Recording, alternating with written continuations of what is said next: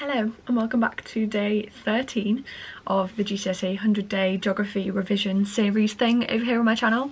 I hope you're finding it useful. Today we are looking at managing the impact of climate change. It's quite a long one, so let's get going. So how can climate change be managed? We can use alternative energy production.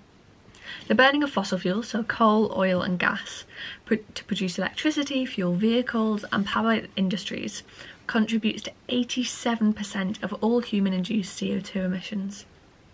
To help reduce carbon emissions, many countries are turning to alternative sources, such as hydroelectric power, nuclear power, solar, wind and tidal.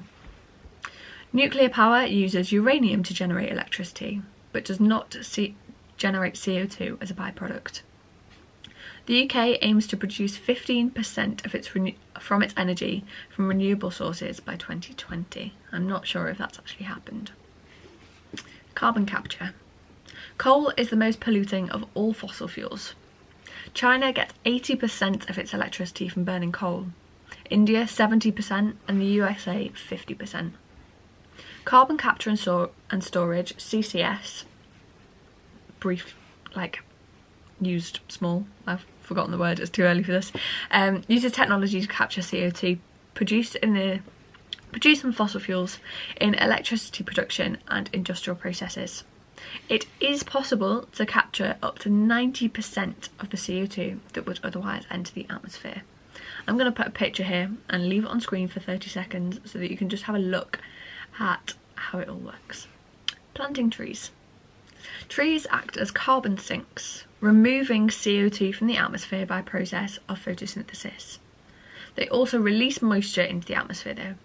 This has a cooling effect by producing more clouds, reducing incoming solar radiation from the sun. Tree planting is well established in many parts of the world. Plantation forests can absorb CO2 faster than natural forests and can do so effectively for up to 50 years. What are the impacts of climate change? We've got more heat-related illnesses and diseases such as malaria, stronger tropical storms, higher global temperatures and food production and water supply are affected, environmental impacts such as desertification, wildlife's at risk because these habitats are changing, rising sea levels which threaten low-lying coastal areas, and there are economic impacts as well, such as lower crop yield and a damage to infrastructure. And then there's also an increased natural hazards such as droughts and floods. International agreements. Climate change is a global issue and requires global solutions.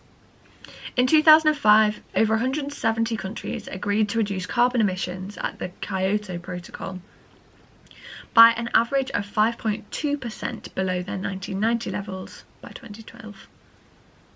In 2009, world leaders met in Copenhagen to consider an international agreement on tackling climate change beyond 2012. The outcome was the Copenhagen Accord. It pledged to reduce emissions with financial support from developing nations to help them cope with the impacts of climate change, but there was no legally binding agreement. And then in 2015, the Paris Agreement. 195 countries adopted the first ever universally and legally binding global climate deal. In 2017, the President of the USA announced his intention to withdraw from the Paris Agreement. This was Donald Trump, if you remember. They agreed to peak greenhouse gas emissions as soon as possible and achieve a balance between sources and sinks of greenhouse gases in the second half of this century. They also agreed to keep global temperature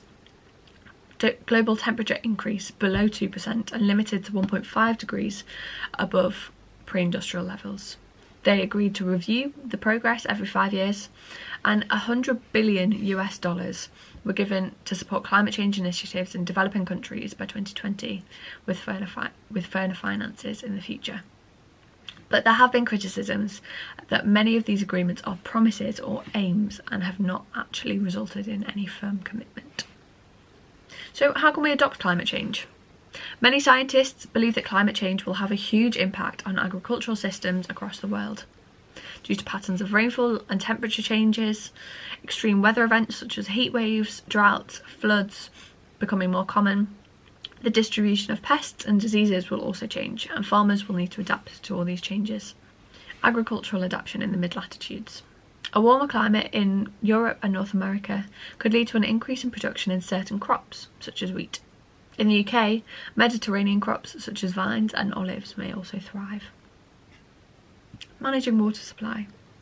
Climate change is already contributing to more severe and more frequent droughts and flooding. Unreliable rainfall and periods of water shortage require careful management. Future climate change will affect the current patterns of water supply, impacting on the quality and quantity of water. But it's the most vulnerable, particularly in rural parts and poorer communities, who are likely to be affected the most. Managing water supply in the Himalayas. Millions of people in Asia depend on rivers fed by snow and glacial melt for domestic and agricultural water supply. In the Himalayas, most of the 16,000 glaciers are receding rapidly due to global warming. This threatens the long-term water security of water supply in the region. Reducing the risk from rising sea levels. By 2100, sea levels are expected to rise by a further 26 to 82 centimetres. As sea levels rise, rates of coastal erosion will increase. Some freshwater supplies may become contaminated by saltwater, and many coastal areas will be prone to storm surges. Rising sea levels in the Maldives. The Maldives are a group of tiny islands in the Indian Ocean, some 500 kilometres southwest of India. The highest point on the island is just 2.4 metres above sea level. Some climate models suggest that the islands could be uninhabitable by 2030 and completely submerged by 2070. The 380,000 inhabitants have a very uncertain future as sea levels rise.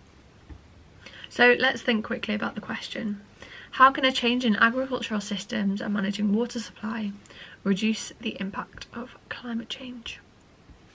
Agricultural practices give off so many greenhouse gases, especially carbon dioxide and methane. We talked about it yesterday. These are two greenhouse gases that enhance the greenhouse effect. They absorb this long wave solar radiation that is reflecting back off to the earth, and so the more of them in the atmosphere, the warmer the earth gets, because it creates like a thicker blanket essentially.